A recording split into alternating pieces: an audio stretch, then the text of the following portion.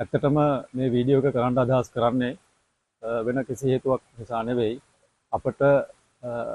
ඉදිරියේදී මුහුණ දෙන්න තිබෙන පළාත් පාලන මැතිවරණය ජයග්‍රහණය කිරීම සඳහා ඒ ජයග්‍රහණය තුලින් අපි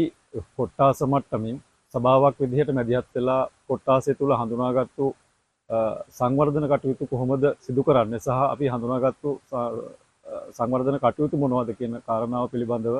අපේ කොට්ටාසය තුල ජනතාවට පැහැදිලි කිරීම සඳහා ඇත්තටම අපි විශ්වාස කරනවා ඉදිරියේදී එළඹෙන පළාත් පාලන මැතිවරණය සඳහා පළාත් පාලන ආයතන ජයග්‍රහණය කිරීමෙන් පස්සේ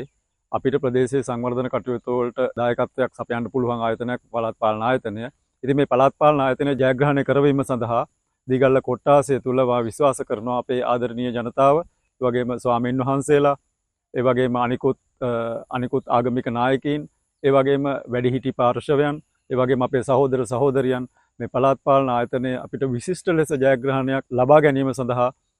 අප කැප වෙලා වැඩ කටයුතු කරනු ඇතයි අත වශයෙන් බලාපොරොත්තු වෙනවා. ඒ වගේම අපි බලාපොරොත්තු වෙනවා ප්‍රදේශය තුල සංවර්ධන කටයුතු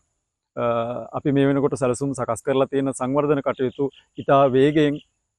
සිදු කරන්න බලාපොරොත්තු වෙනවා. ඒ වගේම අපි මහජන නියෝජිතයන් විදිහට අපි ඔබට වග කියන අතර අපේ ජයග්‍රහණ